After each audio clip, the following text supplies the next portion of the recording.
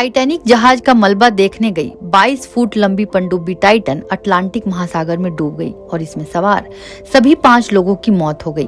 मौत कितनी दर्दनाक होगी शायद ही हम इसका अंदाजा लगा सकते हों, लेकिन अमेरिकी नौसेना के डॉक्टर रहे एक रिटायर्ड ऑफिसर ने इस छोटी सी पनडुब्बी में मौत के आखिरी पलों को लेकर जो बताया उसकी तस्वीर बेहद डरावनी थी।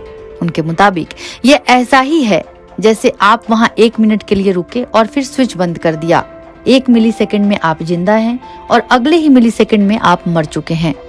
उन्होंने पनडुब्बी में हुए विस्फोट की तुलना गुब्बारे के बहुत अधिक फूलने पर उसके फटने से की।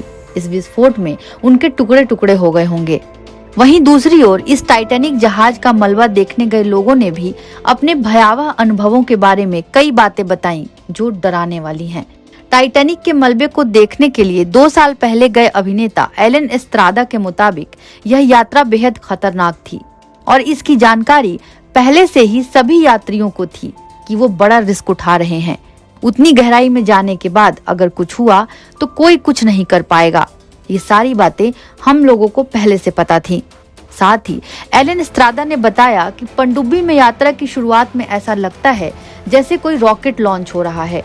पनडुब्बी में चलने फिरने के लिए ज्यादा जगह नहीं होती, इसमें सिर्फ 5 लोग ही बैठ सकते हैं और इसके अंदर सिर्फ 96 घंटों की ही ऑक्सीजन होती है, जबकि इस यात्रा में समुद्र में 4000 फीट जाने के लिए 2 घंटे, टाइटैनिक को देखने के लिए 4 घंटे और फिर वापस आने में 2 घंटे लगते हैं, यानी पूरी यात्रा में कुल 8 घंटे लगते हैं। टाइटैनिक का मलबा देखने गए एक और यात्री ओरोन न्यूमैन ने बताया कि यहाँ जाने वाली पनडुब्बी छोटी थी। कुछ ही पलों के बाद हम लोग पूरी तरह अंधेरे में थे। वहाँ सिर्फ पनडुब्बी की लाइटें थी जिससे बाहर या अंदर देखा जा सकता था। अगर ये लाइटें ना होती तो कोई भी 100 मीटर से ज्यादा नहीं देख सकता था। वहीं इस यात्रा पे गए डेविड पोक के मुताबिक इस यात्रा के दौरान कुछ भी होने की स्थिति में आपके हाथ में करने लायक कुछ भी नहीं होता। उनकी यात्रा के दौरान 37 फीट नीचे जाने के बाद तकनीकी समस्या आ गई थी, जिसके बाद वापस आना पड़ा। यात्रा रद्द हो गई थी और वो सदमे में चले गए थे।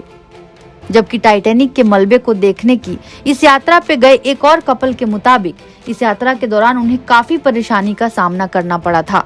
समय कम था और समुद्र में हमारी पनडुब्बी से एक तूफान टकराने वाला था, लेकिन हम लोग सही सलामत वापस आ गए। हालांकि हम जानते थे कि हमारे साथ कुछ भी हो सकता है। एनबीटी ऑनलाइन की रिपोर्ट।